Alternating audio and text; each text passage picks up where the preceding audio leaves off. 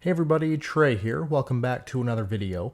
Today we're going to continue our deep dive into this season's most notable events. In our last case study, we covered the prolific April 26th outbreak centered on Nebraska and Iowa. In this video, we're going to break down the tornado outbreak that ravaged the central and southern plains, in particular Oklahoma, on April 27th. While there was quite a bit of activity during the day, storms struggled across most of the highest risk area until evening when multiple intense supercells erupted across southern and central Oklahoma. These produced a handful of significant tornadoes, including an EF3 that tore through downtown Sulphur and an EF4 that ravaged parts of Marietta. In all, 57 tornadoes occurred on April 27th, with 28 in the NWS Norman County warning area alone. We're going to dive into the meteorology behind this event and attempt to figure out why storms generally struggled during the day and what caused the light switch to flip across Oklahoma after dark, taking this from a run-of-the-mill tornado event to a devastating outbreak. So without further ado, let's go ahead and get started. As with the April 26th event, the April 27th outbreak was quite well forecast. The SPC first outlined a severe risk for parts of the southern plains in their Day 6 outlook on April 22nd. A 30% area was added from Kansas to North Texas by Day 4, eventually upgraded even further to a level 4 out of 5 moderate risk with the initial Day 1 outlook on April 27th. By late morning, the moderate risk area was expanded, coinciding with a 15% hatched area for significant tornadoes. This was surrounded by a large 10% hatched contour extending all the way up to the Kansas-Nebraska border. Expansive 30 and 45% hatched areas for large to very large hail were also in place, as was a 30% hatched area for significant damaging winds. Alright, let's dive into the meteorology behind this event. We'll start out at 500 millibars, and as we discussed in our April 26th case study, the main synoptic scale forcing mechanism for this multi-day stretch of severe weather was a massive long-wave trough consisting of two obvious short waves. The first ejected into the central plains on the 26th, providing ample forcing for the Nebraska-Iowa outbreak, while the second continued to mature throughout the day on the 26th across the western U.S. By morning on the 27th, the lead shortwave had ejected well into the Great Lakes region, while the trailing one had become dominant, digging deeply into the desert southwest and northwest Mexico. We can see a couple different smaller shortwaves embedded within the main wave. This subtle kink in the height contour is situated across eastern New Mexico and West Texas that would help initiate a round of morning convection, and this one back across Arizona into Baja California associated with the main jet streak. However, notice the progression of these features as we head into early afternoon. The lead shortwave meanders off to the north, while the main trailing shortwave remains well back near the Arizona-New Mexico border. This leaves much of the moderate risk area kind of stuck in the middle, behind the initial shortwave but well removed from the main one. This meant that large-scale forcing for ascent was likely to remain fairly weak across the area of interest for most of the day, causing us to rely on warm advection and any boundaries from morning convection to initiate afternoon storms. Compare this to the previous day's event in Nebraska and Iowa. The 500 millibar trough was much closer to the area of interest, and the eastern Nebraska-western Iowa corridor was squarely within its left exit region, yielding ample forcing for ascent for tornadic supercells. The lead shortwave is a bit better defined at 700 millibars, and we can see it travel through Oklahoma and end up in Kansas by 22Z, 5 p.m., while the main shortwave was still well back to the west. There may have also been a little bit of subsidence or sinking motion on the backside of the lead wave over Oklahoma, further complicating the weak forcing issue. Also, note the slightly positively tilted nature of the main shortwave. This yielded somewhat weaker surface cyclogenesis than what we saw the previous day with the initial negatively tilted trough, although cyclogenesis on the 27th was persistent given continued strong southwesterly flow aloft traversing the Rockies throughout the entire event. The low remained centered over the Oklahoma panhandle for much of the day before becoming a bit more nebulous after 0Z. As a result of this weaker surface low, a focus for storms other than the dry line was somewhat unclear, lending opportunity for widespread, more random convective development to take place, which would perhaps degrade storm mode. At 12Z, our surface low was situated in the Oklahoma Panhandle far southwest Kansas vicinity with a well-defined dry line draped to the south. Notice the dew points in the 20s to the west with dew points in the mid to upper 60s to the east, as well as the obvious wind shift. Southwesterly winds to the west of the boundary, more southerly or south-southeasterly flow to the east. A warm front extended east-northeast from the surface low with more northerly flow across Kansas and Nebraska and southerly flow to the south.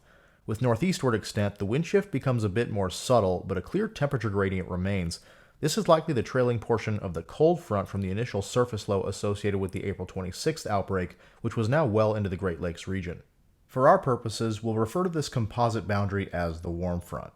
South of the warm front and east of the dry line, a broad warm sector existed thanks to several days of moisture advection leading up to this outbreak sequence. Widespread mid to upper 60s dew points were in place across much of southern Kansas, Oklahoma, and Texas, with 70s dew points creeping up toward the Red River. As we went into early afternoon, the warm front had lifted slightly north into northern Kansas, while the dry line had mixed east to near the Texas-Oklahoma border. A southerly low-level jet would be in place for the entirety of the event, holding steady at around 30 to 40 knots for much of the day before ramping up to 50 to 60 knots after 0Z. Let's take a look at some observed soundings from across the region on the morning of the 27th. We'll start out at Norman, Oklahoma, and we see a pretty classic loaded gun sounding, 70 over 66 at the surface with a fairly deep moist layer extending just above 850 millibars. This was situated beneath a layer of steep lapse rates aloft, perhaps indicative of an elevated mix layer or EML. As we often discuss on this channel, the EML is that layer of warm, dry, well-mixed air that emanates from the higher terrain out west and gets transported atop the low-level moist layer out east amid the westerly or southwesterly mid-level flow. This helps thwart thunderstorm development for much of the day until the cap erodes and allows instability to build effectively. This aided in 2600 joules per kilogram mixed layer CAPE already in place at 7 a.m. However, the capping inversion associated with the EML was very weak, with only negative 22 joules per kilogram mixed layer convective inhibition. Farther southwest at Midland, Texas, which was right on the dry line, our initiating boundary for this setup, convective inhibition was nearly non-existent as well. This meant that it was not going to take much at all to initiate convection both along the dry line and in the open warm sector ahead of the dry line, and with the lead shortwave moving through at about this time, coupled with ongoing warm advection, storms were bound to get going very early on in this event. Back to our Norman sounding, any storms that developed were likely to become robust quite quickly given strong instability and adequate deep layer and low-level shear already in place. Wind profiles were expected to become more favorable for intense supercells and significant tornadoes as the day progressed, particularly during the late afternoon and early evening hours when low and mid-level flow was forecast to ramp up, thanks to the typical nocturnal cycle of the low-level jet and the approach of the main shortwave. Farther north at Topeka, Kansas, a similar environment characterized by moderate instability and a severe favorable wind profile was in place near the warm front, albeit with slightly stronger convective inhibition, meaning that storms would hold off for a bit longer than areas to the south. As expected, robust storms fired quite early, even before 7 a.m., along and ahead of the dry line between Lubbock and Childress, Texas. Additional storms developed in the open warm sector in western Oklahoma as a result of persistent warm advection and perhaps a weak confluence band draped across the area. Notice the very subtle wind shift from southerly to south-southeasterly over western Oklahoma. Given the weak cap, storm coverage rapidly increased, yielding a fairly messy storm mode. An embedded supercell was able to persist, producing a tornado near Hillsdale, Oklahoma, just before 1:30 p.m. Widespread convection also blossomed along the warm front in northern Kansas by early afternoon, including a couple of semi-discrete supercells that produced tornadoes near the towns of White Cloud and Goff between 2 and 3 p.m. These storms initiated despite lots of anvil overspread from the ongoing complex in Oklahoma. Normally, this might thwart destabilization and therefore storm initiation, but with nearly 3,000 joules per kilogram mixed layer CAPE and steep lapse rates already in place, along with ample forcing from the lead shortwave and enhanced convergence along the warm front, storms were able to initiate without issue. Meanwhile, storms continued to fire along the dry line in West Texas. These were expected to be the main show, at least initially, for northwest Texas into central Oklahoma. I was out chasing on this day, and we positioned ourselves near Altus, Oklahoma to start, with the expectation that the storm coming out of the Paducah, Texas area would have the longest duration strong tornado potential as it moved into Oklahoma. However, it became apparent as the storm approached our location that something was off. It could not seem to get its act together, and that was the theme for central Oklahoma and vicinity for much of the day. This storm eventually died, and a new updraft that fired just east of it became dominant, producing only a couple brief tornadoes near Hinton and Calumet before sputtering a bit and then dying. Let's take a closer look to figure out why this was the case. The first clue is in the raw surface data. Keep your eye on the corridor from north central to southwest Oklahoma. Throughout the morning, temperatures began to warm, into the low 80s in spots, but as the afternoon progressed, temperatures decreased slightly across this corridor and held in the mid-70s, a few degrees cooler than areas to the north and south, areas that both featured more intense convection. This subtle disparity may have been caused in part by anvil shading. As we discussed, the early complex sent out a vast anvil plume to the north and east, but more importantly, if we focus on our storm coming out of northwest Texas, the eventual Calumet supercell, You'll notice that the cirrus canopy similarly overspreads the region directly ahead of the storm that was trying to clear out south of the early convection's anvil overspread. In other words, the storm was traveling right into the area being continuously shaded by its own anvil. This matches well with the 19Z observed sounding at Norman, in which our estimated storm motion vector was essentially parallel to the upper-level winds which drive anvil overspread. Surface temperatures and, in turn, instability decreased ahead of this storm and other storms that tried to develop in central Oklahoma. Compare that with an event that did not have this issue, the April 19, 2023 tornado outbreak in central Oklahoma. In this case, storm motion was to the northeast while upper-level winds were due westerly. Therefore, anvil spread out to the east, well away from the direction the supercells were traveling, leaving the area ahead of these storms unsullied by anvil shading.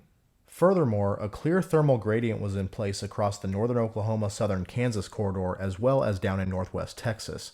The former was the result of outflow from the morning complex of storms, while the latter was induced by stronger surface heating and vertical mixing. Robust tornadic storms were focused along these gradients during the day. Oftentimes, in environments characterized by weak background forcing like this one, an additional, more focused mechanism for ascent, such as a confluence band or thermal boundary, is necessary to initiate and allow robust convection to persist. Therefore, it's no coincidence that the most intense storms were located near temperature gradients. A lack of a more concentrated source of vertical motion like a boundary, along with the slightly cooler surface temperatures, did not bode well for central Oklahoma's severe weather chances during the day. Going hand in hand with this, another issue was a subtle cap that may have worked its way back in during the afternoon. Earlier, we discussed that there was a weak cap in place to start the day, but with the approach of the initial shortwave and some surface heating, that cap quickly eroded, although perhaps not fully, by early afternoon. However, look at what happens by evening. This is the 0Z observed sounding at Norman, and we see that the cap had made a return. It was weak, but it may have been just enough to allow updrafts to struggle within the Oklahoma warm sector during the afternoon. This was likely due to the slow progress and late arrival of the main shortwave. Going back to our 700 millibar map, keep your eyes focused on these dashed red contours, which are isotherms, or lines of equal temperature. Here's the 8 degrees Celsius isotherm, and here is 10 degrees Celsius. To start the day, we see a bit of a thermal ridge across the southern plains. Notice the upward bend in the isotherms.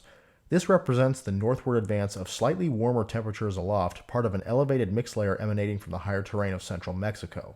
Typically, this will erode throughout the day with the approach of a well-timed trough and adequate solar heating, but because our main shortwave aloft was so slow to eject, the south-southwesterly mid-level flow continued to advect these warmer 700 millibar temperatures northward into Oklahoma. By late afternoon, the 8 degrees Celsius isotherm had made its way well into central Oklahoma, and this may be an underestimation given a 700 millibar temperature of 10 degrees Celsius on the 0Z observed sounding at Norman. For context, 700 millibar temperatures above 7 to 8 degrees Celsius in April can be considered too warm to support convective development and maintenance based on research by John Davies. This had little effect on northwest Texas, where surface heating and vertical mixing were stronger, offsetting the increasing mid-level temperatures, but across central Oklahoma, where surface temperatures were slightly cooler and additional sources of lift, such as thermal gradients, were non-existent, this likely played a role in decreasing the daytime severe threat. 700 millibar temperatures only began decreasing after 0Z when the main shortwave began impacting the region, eroding the cap that had built back in and making way for more widespread convective development. This is a fairly common issue in setups where the trough ejection is delayed. In our case study on the May 20th, 2019 high-risk underperformance, we discussed how this exact issue played a major role in thwarting the bulk of warm sector convection and saving Oklahoma from perhaps a historic tornado outbreak. All of these aforementioned reasons likely thwarted widespread, robust tornadic activity across much of the moderate risk area during the day. As we discussed earlier, the supercell that developed ahead of the Paducah, Texas supercell eventually intensified and produced a couple of brief tornadoes near Hinton and Calumet, Oklahoma, and another supercell originating from warm advection showers in the open warm sector produced a brief tornado near Stillwater, but that was about it for tornadic activity during the afternoon in Oklahoma. As the Paducah storm passed our location near Altus with little improvement, we decided to abandon the Oklahoma target and drop down to the pair of supercells exploding in northwest Texas. Visible satellite had a much more favorable look to it down there, with ample bubbly cumulus feeding into the blossoming storms, and on infrared satellite these storms featured much colder and more persistent overshooting tops. The lead supercell initiated along the dry line near Snyder, southeast of Lubbock, just before 10:30 a.m.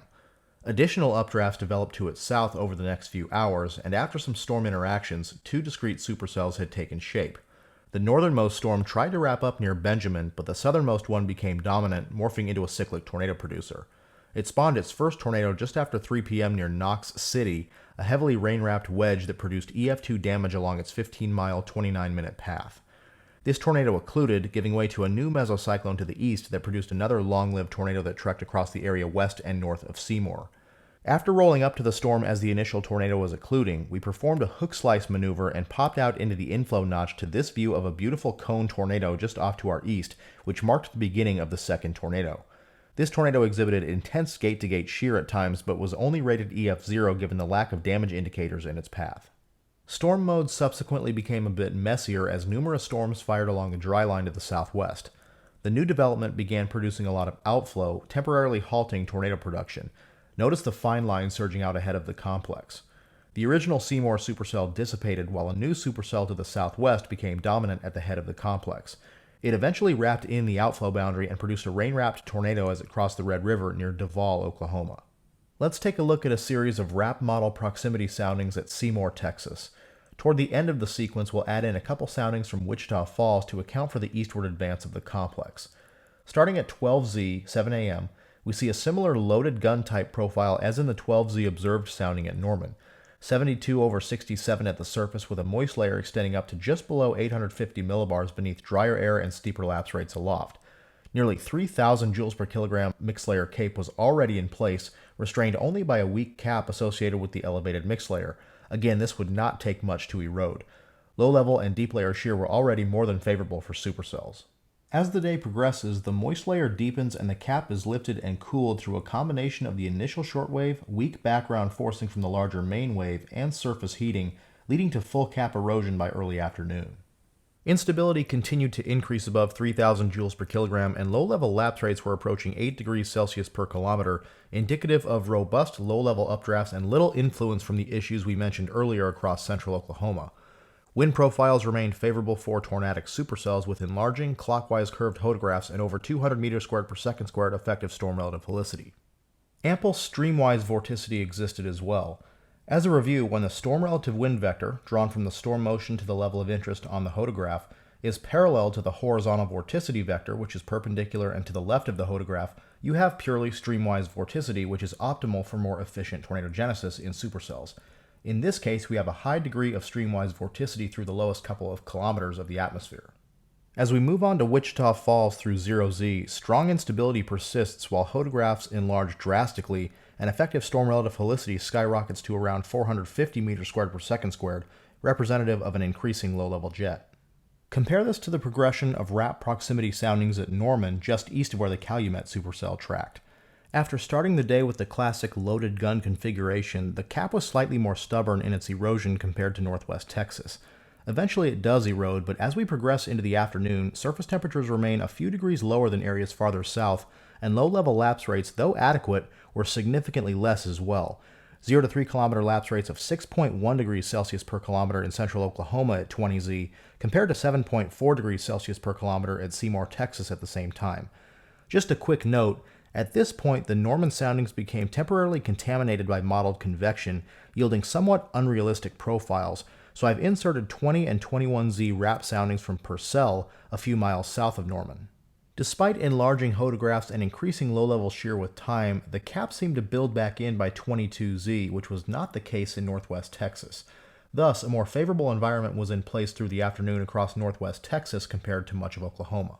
It appears that both instances of tornadogenesis in the Seymour supercell were influenced by storm interactions. In each case, a nascent storm develops and interacts with the southern flank of the supercell. Soon after, significant tornadogenesis occurs. This is nudger theory in action, a part of the new storm interactions research by hodograph specialist Cameron Nixon. As we know, tornadoes need a perfect balance of inflow and outflow in order to persist. Cameron has found that when storm relative inflow into a supercell is stronger, more outflow is needed to induce tornadogenesis and maintenance. Where does this outflow come from? Auxiliary storms interacting with the main supercell. For example, in the southeast, where storm relative inflow is often extremely strong, you need a ton of outflow to balance that out. That's why, out there, you often see tornadic supercells at the leading edge of a vast area of convection, even a QLCS. In the case of the Seymour supercell, we had fairly modest storm relative inflow, only about 25 knots or so. Thus, not a lot of outflow is needed to achieve the balance. In these cases, sometimes all it takes to induce tornadogenesis is a small, nascent storm in close proximity to the supercell's area of interest, aka a feeder cell or nudger, and that appears to be what happened here. We'll come back to these storm interactions in just a bit. After producing the tornado near Duval, the supercell was absorbed into the developing QLCS as it progressed farther into Oklahoma. It appeared to retain some of its supercell characteristics, including a region of inflow, while outflow began to surge out of the segment to the south, yielding a bow. Several spin-up tornadoes then occurred from near Bradley northward into the Oklahoma City metro, including an EF2 from Cole to Goldsby and an EF1 that produced damage in Norman. These tornadoes occurred just north of the apex of the bow at the interface of the inflow region of the remnant supercell and outflow from the bow, a fairly classic evolution. Now, in most cases, that would pretty much be it for the event. Initial tornadic supercells growing upscale into a big QLCS marching across the risk area with a continued threat for damaging winds and brief tornadoes. Little did many of us know, the event was just getting started. Even the SPC decreased tornado probabilities in the 1Z outlook, dropping from a 15% hatched to a 10% hatched, citing storm mode concerns. However, tornadic activity ramped up significantly after dark, including multiple strong to violent tornadoes from southern into central and eastern Oklahoma. Our goal now is to figure out why the environment waited until dark to unleash, and what in the environment made these storms such efficient tornado producers after a day largely void of significant tornadic activity. The first hint of trouble occurred a few hours before the nighttime onslaught began in the form of numerous warm advection showers that developed well ahead of the organizing line throughout the afternoon. These struggled to mature for several hours, evidence of the subtle cap working its way back in, and the overall lack of forcing. Eventually, the main trough and its associated forcing began to impinge upon Oklahoma and North Texas, which would continue well into the evening. In concert with this, the low-level jet began to increase as well. These factors continued to moisten the low-level environment as well as lift and cool the capping inversion that had worked its way back in. As a result, an uptick in convective coverage and intensity occurred across the warm sector, particularly after 0Z. Typically, warm advection storms tend to be concentrated along confluence bands within the broader warm sector, which provides subtle but more focused sources of ascent for convective development. However, no such boundaries were apparent in the surface data across northwest Texas and southern Oklahoma. Rather, fairly uniform southeasterly flow was in place across the warm sector. Still, the fact that these developing storms were organized in north-south oriented bands suggests that there may have been some sort of subtle boundary in place. And if we look at our visible satellite imagery, we can see a potential candidate. Notice this band of thicker low-level cloud cover that develops by early afternoon from North Texas into Oklahoma ahead of the ongoing storms. It seems to move slowly east with time to a position quite close to where the warm advection storms initially develop, although it does get shrouded by the anvil overspread from the northwest Texas supercells, making it difficult to tell for sure. It's possible that this band of clouds may have induced very diffuse differential heating boundaries on both sides of it, which can often be just enough to focus convective development within a broad warm advection regime. While this can't be confirmed for certain without higher resolution surface data, it could help explain the two preferred corridors of warm sector development in fairly close proximity to one another during the late afternoon and early evening. Storms continued to intensify as they moved from North Texas into Oklahoma. Here's some footage of one of these storms as it was intensifying between Nocona and St. Joe, Texas just after 8 p.m. We see a nice broad base with some semblance of lowered features starting to take shape. I want to thank Bradley Dye for sending me this footage. It gives us some great insight into what these storms looked like as they were getting going just before dark. Before long, a broken band of supercells was marching up the I-35 corridor ahead of the approaching MCS, along with a lone supercell even farther east. The first tornado within this open warm sector regime was a brief one spawned by the lone eastern supercell near the town of Ravaya, west of Tishomingo at 9:16 p.m., although this storm would struggle to produce tornadoes for a while after. In the band to the west, tornadic activity began in earnest with this supercell near Ardmore. It produced this EF2 that tore through the west side of town, and as it moved off to the northeast, it cycled and produced one of the more notable tornadoes of the event, an EF3 that destroyed parts of downtown Sulphur. At the same time, after a lengthy lull in intensity, the lone supercell off to the east also produced an intense EF3 tornado that tore through the town of Holdenville along its 28-mile path. Storms to the south also became tornadic, including this one that produced an EF1 near the eastern side of the Arbuckle Mountains, and, of course, this storm that produced Oklahoma's first violent tornado since 2016, a long-track EF4 that devastated parts of Marietta, including a Dollar Tree distribution center and a Homeland grocery store along I-35. Eventually, the QLCS overtook these supercells and continued tracking east, producing damaging winds and several spin-up tornadoes across eastern Oklahoma. So we've established how discrete supercells were able to develop and intensify after dark, increasing large-scale forcing, an eroding cap, and possibly subtle boundaries in the open warm sector. Now we must figure out why significant tornado potential increased so drastically with these storms. Let's first take a look at how the environment progressed from day into night. We determined that the environment during the day was generally favorable for tornadoes, save for the subtle issues that precluded intense activity across Oklahoma, but let's see if anything changed going into the evening. We'll analyze a series of RAP model proximity soundings at Ardmore, Oklahoma on the southern fringe of the nighttime tornadic activity. Focusing first on the thermodynamics, we start off with a weak cap atop the moist layer, just above 850 millibars at 12Z, similar to the morning sounding at Norman.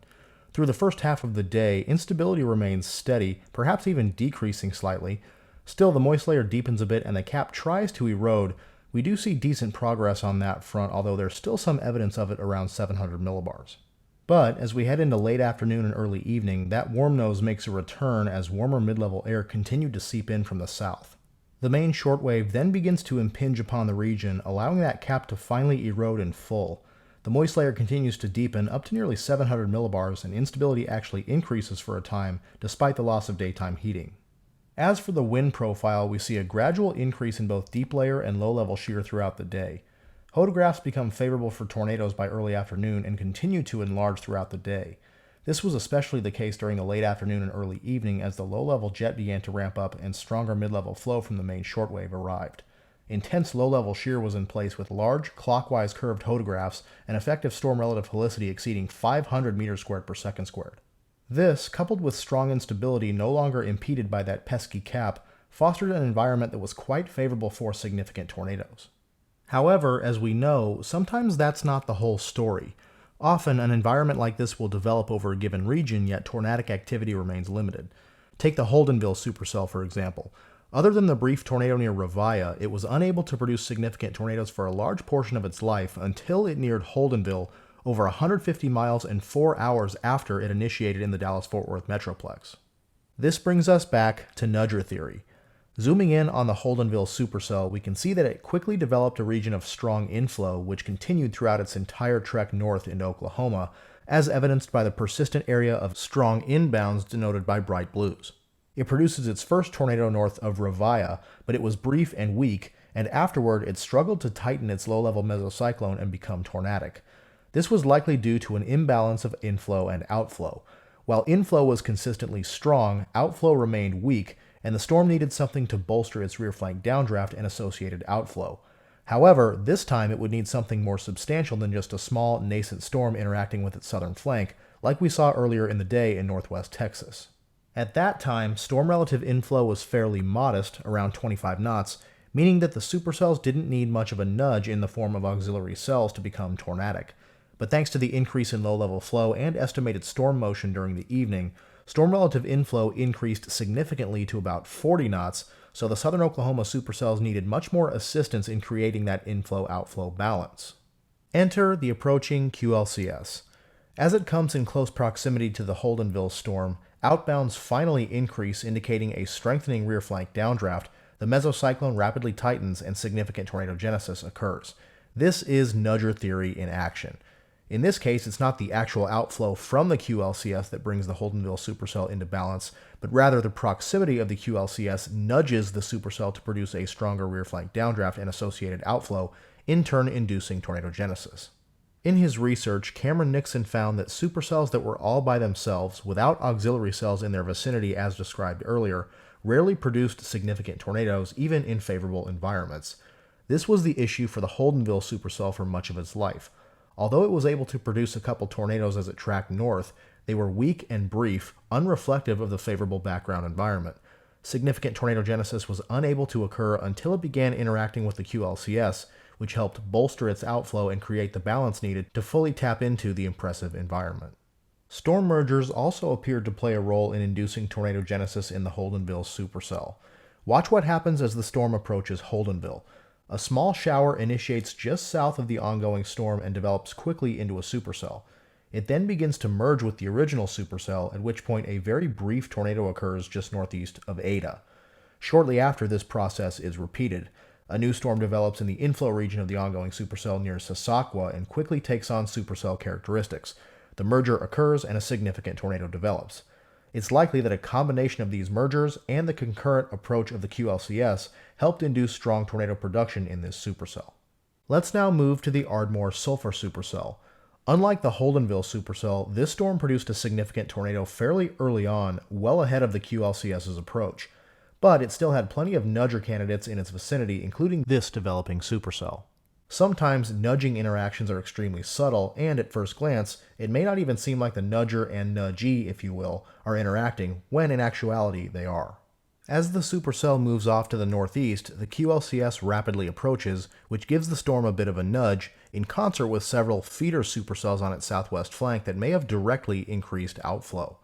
Again, this likely helped overcome the intense storm relative inflow by nudging the supercell to increase its RFD and induce significant tornadogenesis. Interestingly, it appears that this storm developed two circulations, the southernmost of which went through Sulphur, while the northern one intensified west of Roth. The Marietta supercell was also farther removed from the QLCS initially, but had multiple potential nudgers on its southwest flank, likely aiding in violent tornadogenesis. More detailed information on all of this storm interaction stuff will be coming very soon in the form of a peer-reviewed journal article, so stay tuned for that. But for now, you can learn more about storm interactions on Cameron's website. I'll put a link in the description box below. So that's going to do it for this video. Hopefully this gave you some insight into why storms struggled a bit during the day before things ramped up significantly after dark. While the cap remained stubborn during the day, the environment became very favorable for tornadic supercells once the forcing finally arrived by evening. Still, storm interactions were needed to induce tornadogenesis in many of these supercells, and the approaching QLCS seemed to provide that nudge with multiple strong to violent tornadoes as a result. This event helped vault April into the most active April in Oklahoma since 1950, and the hyperactivity would continue well into May. Thanks for watching, and we'll see you in the next video.